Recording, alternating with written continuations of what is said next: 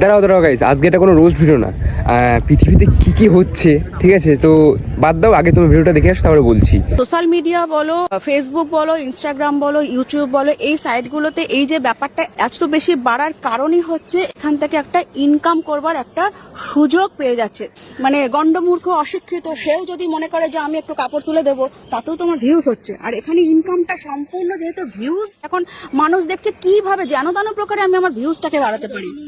এই যে মানসিকতা, এই মানসিকতা থেকেই কিন্তু এই নোংরামোটা বেড়ে গেছে। আর কোথাও একটা আমি দেখেছি, মোটামুটি আমার নজরে যা পড়েছে, এই নোংরামো ব্যাপারটা না এই ওয়েস্ট বেঙ্গলেই বেশি হচ্ছে। আমি একটু নিজের ঘরে যা জামা কাপড় থাকলাম সেটাই পরলাম, সেটা দিয়ে যদি একটু ধেই করে নাচন করে দিলাম, সেটার জন্য সেটা থেকেই যদি আমার এত টাকা যদি আমার ইনকাম হয়ে যায়, আমি কেন পরিশ্রম করতে যাবো, তাই না? এবার বড় বড় ক্রিয়েটাররা তারা জামা কাপড় খুলে দিয়ে তারা কন্টেন্ট ক্রিয়েট করছে, তাদের কাছে সেটাই ঠিক। এদের জন্য বা এদের এই অসভ্যতামির জন্য বরং যারা ভদ্র সভ্য কন্টেন্ট ক্রিয়েট করছে তারা কোথাও না মাটি চাপা পড়ে যাচ্ছে, ছাই চাপা পড়ে যাচ্ছে, ধামা চাপা পড়ে যাচ্ছে, তাদেরগুলো উঠছে না। কিন্তু তাদের মধ্যে কিন্তু প্রচুর ট্যালেন্ট আছে। সে ট্যালেন্ট গুলো কোথাও যেন এই ছাপড়িগুলোর জন্য কোথাও একটা যেন ট্যালেন্ট গুলো যেন কোথাও অন্ধকূপের মধ্যে ঢুকে বসে আছে। এদেরকে তুলতে গেলে এই ছাপড়িগুলোকে আগে সরাতে হবে।